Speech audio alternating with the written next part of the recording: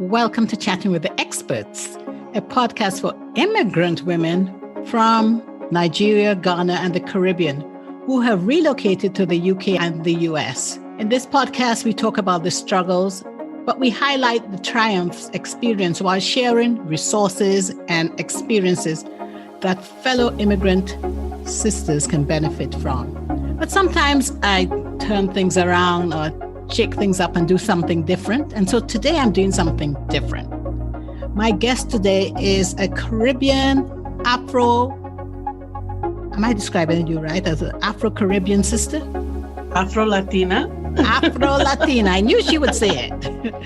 An Afro-Latina sister, Lisa Santiago McNeill, who lives and works in North Carolina, in Charlotte, North Carolina. She didn't always live there. And today we are going to be talking about some things that make her unique. Typically, I have a bio, but this time I'm going to change things around, like I said, and I'm going to let her, that is Lisa, give us her bio. So over to you, Lisa.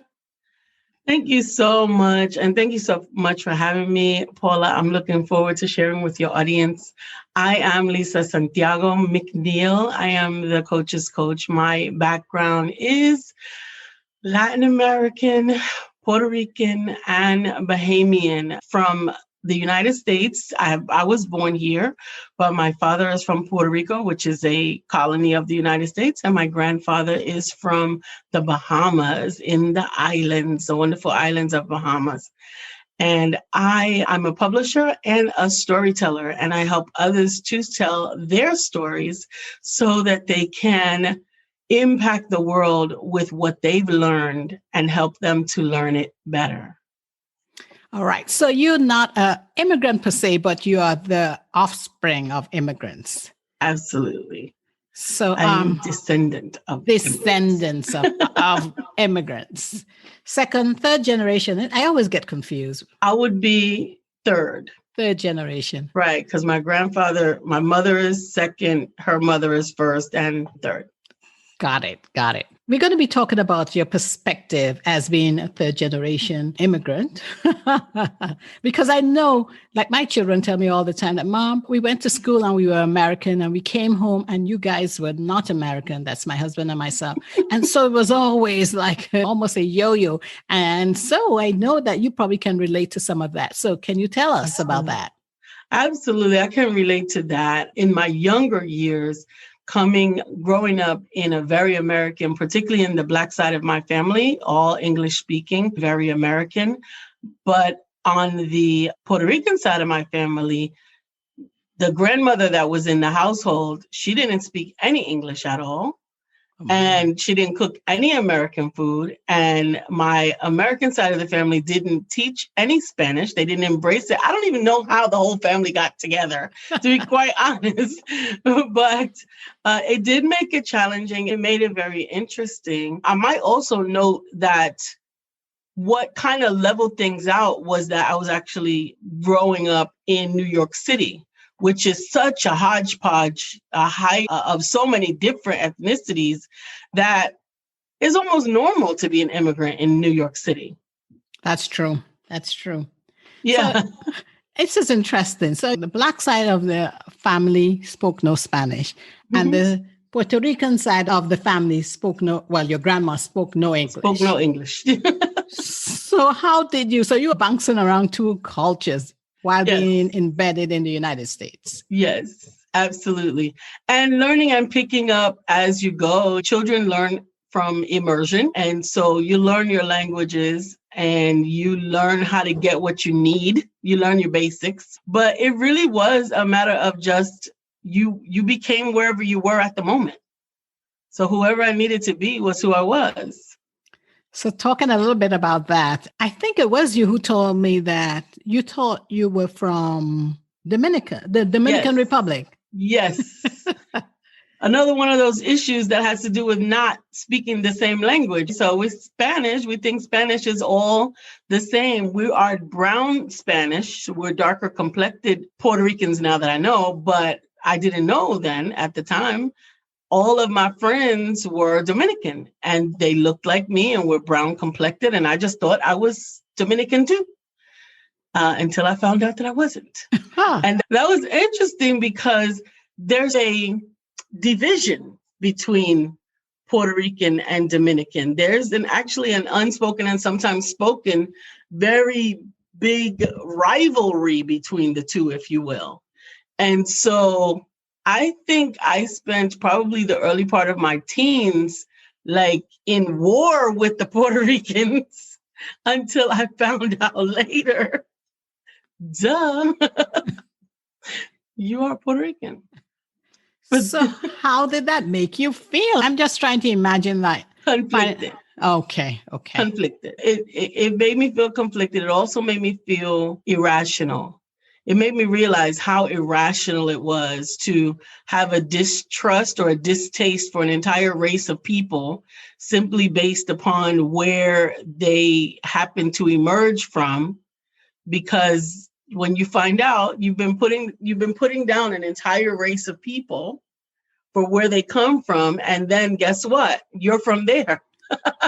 Isn't that ironic? And Absolutely. As believing that so one of the big disparagements between Puerto Rican and Dominican was that the Dominicans had a country, right? So that's what made us better. We had a country.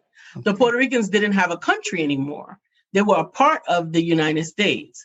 So that in our minds, we use that to be better than them. Gotcha. But again, I'm Puerto Rican, not Dominican.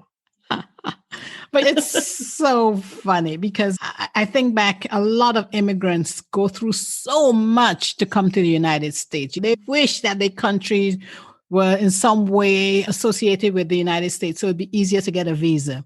And then there you are having Puerto Rico saying, we're not a country anymore. We're part of the United States. Exactly. And some of the other Caribbean islands are like, just give us that because we want to be in America. But it's ridiculous. But then it also became part of a history lesson that I'm still actually learning, because Puerto Rico, although it is a colony of the United States, if you are on the Puerto Rican island, you don't have many of the rights that the Americans have. You can't vote in the elections. Things are very different. You can, however, come to the mother continent, to the mother country, to United States proper, and have all of the benefits and none of the beauty of Puerto Rico.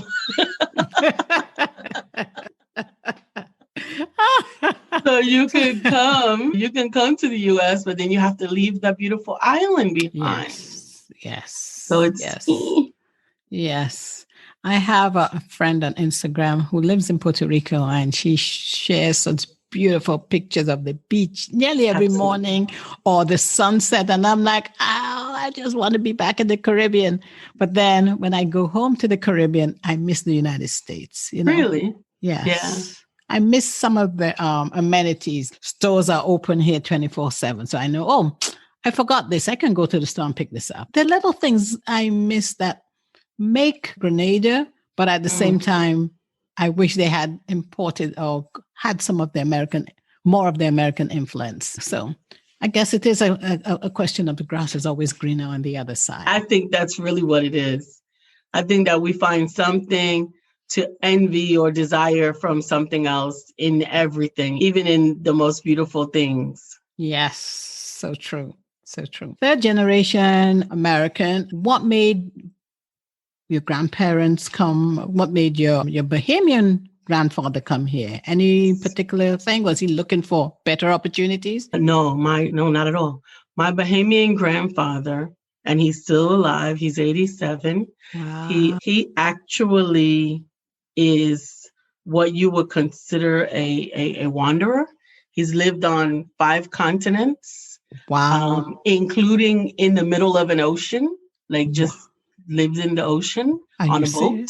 Yeah. Wow. He's a traveler, and he just, it was just another place to conquer, to come and conquer. He's left children on all of those continents. Wow.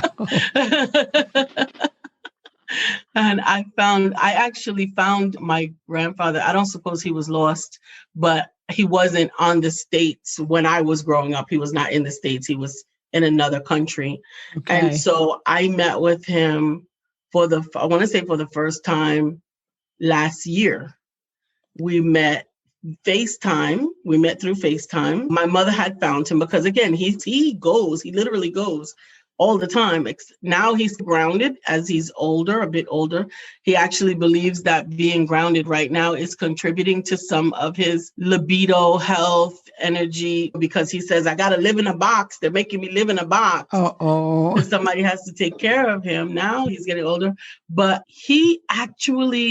I believe that even though he wasn't directly involved in my upbringing, I believe that I got a lot of my free thinking from him and a lot of my creativity from him and my grandmother both. But he's just not to be contained. And I think some of that comes from the Bahamian background as well. The love of outdoors, the love of beauty and nature, Yes. Those bits of times that we spent sharing together over the past year, he emphasized so much the importance of being outside, like your feet in the dirt, like be outside. And I think that's something that maybe my American family doesn't embrace the same way. Yes. The thing is, I guess that's probably some of the things I think about when I get to Grenada, I kind of miss being here, because like in Grenada, my mom does not like air conditioning. So they have the house, it's cross ventilation, as she would call it. But there's global warming. So it's hot.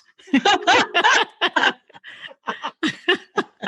it's like, oh, well, just live with it. You grew up with this about it. So what's the big deal? And I'm like,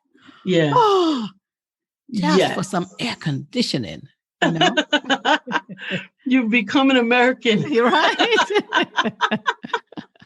And so those are some of the things I miss. But being outside is a big part, because there's the sea breeze constantly there. A lot of people have access to land, and the land is so fertile. You get your fruits, you go down into we call it in Grenada, the cocoa, and there's mango, there are oranges, banana. You can just pick them off the trees and just eat them. Those are the sort of things you come here and you got to pay for it. And you're looking at some of the things you're buying and you're like, I could get much better produce where I came from. Absolutely. So there's the give and take in it. There's definitely a pros and a cons associated with the whichever island and the states. It has made a big difference to me. I have always and still need water around me. And so Charlotte being inland, I feel like I'm landlocked. And that's why I've always needed to have a pool or a lake or some water feature close by, because it's almost like it's a part of the current that runs through me. Even living in New York, Manhattan is an island, and I lived on the water growing up. I lived on the water. It was not water you wanted to swim in, but it was still water. Oh, that's neat. So let's talk about the Puerto Rican side now. So they didn't immigrate here, but somebody left the island of Puerto Rico to come to New York, I guess. Yes, to New York. Okay. Yes, that actually was my father. So my father and his family, I think his mother is first generation. I think that makes him second and me third. Now, I did not personally grow up with my father. I did have some interactions with his family. And what I remember most about the Puerto Rican influences, and my mother also, although she's not from the Puerto Rican side, obviously, she had an affinity for the Latin American culture, and the Puerto Rican side, obviously, or I wouldn't have my father. But so she's always embraced a bit of the language. She's always embraced the food, the colors. Like if you saw her home, even right now, you would think that her home is on an island. She lives in Florida, but inside her home, it's so colorful and it's so vibrant. And the food, all natural foods, that's really a big thing also from both sides of the family, that I think that now I'm beginning to want to turn back to that, eating food in its most natural state, right? There was not a whole lot of processed foods. You didn't have processed and prepared foods. You had rice and beans, you had plátano, you had mango, you had all fruits and vegetables like you were saying. But it's natural. It's not processed. It's not over steroided. It's not. And all of those things were a part of really what I remember from that side of the family was the foods and the music. The food and the music. The music is, whoa. Yes. It's amazing. My husband is a ballroom dancer. And he was talking to me about dancing ballroom. And I said, my body don't even do that. That is so square in a box. I don't know how to do that. Because our music, our dance was an extension. It is an extension of your thought, of your energy, of every part of you. Mm-hmm. And it's not contained by 1, 2, 3, 1, 2, 3. That's true. You flow with the beat, and the beat is so fast. Absolutely.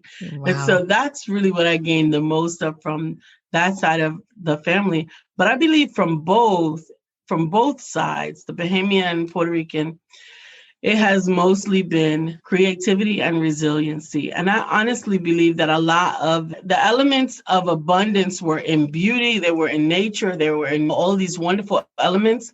But then lack is sometimes in finance, in education, and these other elements that we give up as a result of where we're from. Sometimes the reason why families are moving and migrating is to be able to earn more money, to have access to better education, those different things.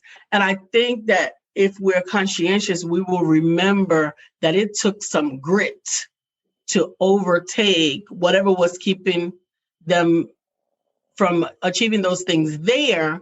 They overcame them by coming here. True. You know?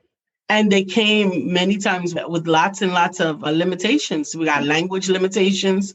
We've got on this, language is a major thing. And I want to say that when my father's family came, even from Puerto Rico, the world wasn't bilingual yet. We've only been bilingual for about 40 years. Yes. So it was different. You're coming from somewhere else. You have a language barrier, and you still have to take care of your family. You still have to create opportunities for your family and your children. And it requires some resiliency. Yes, that is the truth. And I think that's probably what makes immigrants stand out, because they come here with a purpose that, look, I left my country and I came here for better opportunities, and I'm going to make, yes, that's the word that summarizes it. There's a purpose for being here. Yeah. And, sometimes the first or second generation sometimes don't see that, because the immigrants has done so much of that hard work or the legwork to make sure everyone is integrated. Mm-hmm. So that by the time you have two generations down, you sometimes like saying, okay, so I lost all of this, maybe lost in quotes, but my children are here and they are assimilated. But there's a not, because there's still that reference to back home that is made. And that makes a difference. That makes a big difference. Yes, it does. It really does. And I think that's why it's important to maintain your heritage. That's why I think it's so important to teach children about the background. I also think that coming from my American side of the family, right? From the American side, the big difference is that our background was stolen from us. So we didn't even have that legacy that I get my legacy handed down to me from my grandfather. I can have my legacy handed down to me from my father's side of the family, understanding more about those backgrounds. But the American side, we didn't have a legacy because we don't have our original language. We don't have so many things. We don't even know where we came from we came from Africa. Where? We don't know where. So a lot of that I think, is the other piece that almost adds that. I want to say, I don't know if it's elitist, but it's almost like you're elite because you don't want to admit that you're missing something. So you don't want to admit that you wish you had this piece to be proud of. So instead of admitting it, you raise up against it. Well, you're in America now. You need to be this, you need to be that. It's all a part of who you are. Yes. Who you came from is a part of who you are. And some of that has unfortunately been robbed from us. We don't have the big picture. We don't know what that language was. We don't know. And it's not only American, honestly, even the Puerto Rican side, they were conquered as That's well. true. So there were so many conquerors, areas that were conquered that have been pillaged and raped and affected by all of the different forms of slavery and all these different things. So it's difficult it's difficult to allow yourself to even think for a moment that you're not going to win. I believe in everything that I do that I'm going to win because I'm from people that won. I'm from people on every side that won. Somebody tried to overtake them. Somebody tried to eliminate them. Somebody tried to destroy them, their dreams, their thoughts, their ideas, their creativity, but they stood and they continued to stand. And so I think that extra piece of history is the resiliency that we all get to now embrace as a part of your heritage, no matter where you came from. If you are a melanated people from wherever, you have some grit that nobody can take from you, but you can surrender it. Now, that's the flaw, is when we allow ourselves to get tired and forget how great we are. And I think that's very powerful because, as you rightfully said, when you look back and you realize that in spite of all what happened, colonization, being conquered, being just made to feel second, third class citizen. Yep. But in spite of that, look at where we are now. That in itself should be what spurs us on to say, yes, tomorrow is another day to even be better. I love it. Right. I love what you said. I love it. All right. So we're going to start wrapping this up. There's a question I want to ask you. We've spoken about your different sides of the family and your heritage. You talked about why resiliency has been so powerful. In your life in particular, but everyone who's pigmented or melanated or from other parts of the world where there was colonization and slavery. So would you consider yourself a success, Lisa? Absolutely. I consider myself a success 100%. I'm still achieving the ultimate success. I'm in the process, but I have already succeeded beyond what I thought I was capable of even 5 years ago. I am able to help other women to stand in the power of their own strength. I'm able to encourage people and nurture them to tap into their own greatness. And I am compensated to do that. And I think that's also a wonderful thing. I came to the conclusion finally to understand that the gifts that I have been using have value, and giving others the opportunity to exchange value for value so that they can gain the benefit of the wisdom that I've learned and gleaned over the years and help them to get there quicker than they could on their own. To summarize it, your success comes from seeing the success of the people or women that you have helped. I love that, Lisa. Absolutely. Empowerment. So we've heard Lisa Santiago McNeill, and you've heard her story. So Lisa, where can we find you online? Because I know the reason I'm asking this in particular is because I know the name of your company. I know the name of your publishing company. And it's the words that you chose for your company they're very meaningful. So share that with us, please. So my company is Empowerment Publishing and Multimedia. And I can be found online at IamLisaSantiago.com. Every social media outlet is Lisa Santiago McNeill. So that's Facebook, Instagram, Clubhouse, LinkedIn. It's all Lisa Santiago McNeill. But the reason why I chose Empowerment Publishing and Multimedia as the name of my company is because these stories of overcoming create empowerment, not just for the person whose story it is, but for those who read it. There are so many things that nobody can believe are possible until they find out that someone else has done it. So stories of overcoming, self-help, personal development, children's books exclusively, because I really believe that for me, my ministry is empowerment. I believe that it can be achieved through economic independence, because I honestly think that if you can write a check to decide what's best for you, then you are empowered. You don't have to decide, is this going to be somebody else's decision? If it is your decision, if you can pay for it, you can decide it. And that is true power. That is true power. Women don't have to be oppressed in situations anymore. If they could earn their own money, they wouldn't have to be taken advantage of. They wouldn't have to be abused.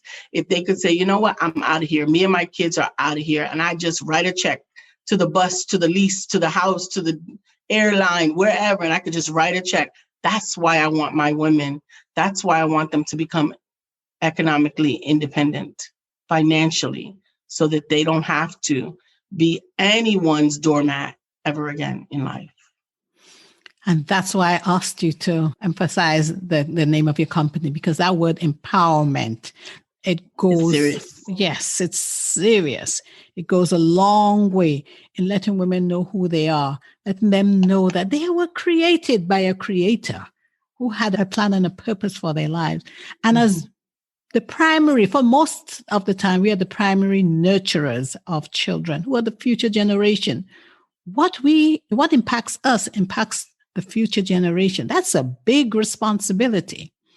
And so that's why empowering women to know who they are and have their purpose is critical. It's essential, so that we as a nation can keep growing and bettering ourselves. Absolutely. Lisa, thank you so much for being a guest on Chatting with the Experts. Is there any question that I haven't asked you that you would love me to ask? I think that we actually ran the gamut of questions. I am just grateful that you brought me on. And I want to let people know, if they believe that they have a story to tell, they can definitely reach out. Just go to my website. You can schedule your own complimentary consultation, and we can find out if Empowerment Publishing and Multimedia can help you. Just go to IamLisaSantiago.com, and I'll be looking. Thank you, Lisa. Thank you. Thank you so much.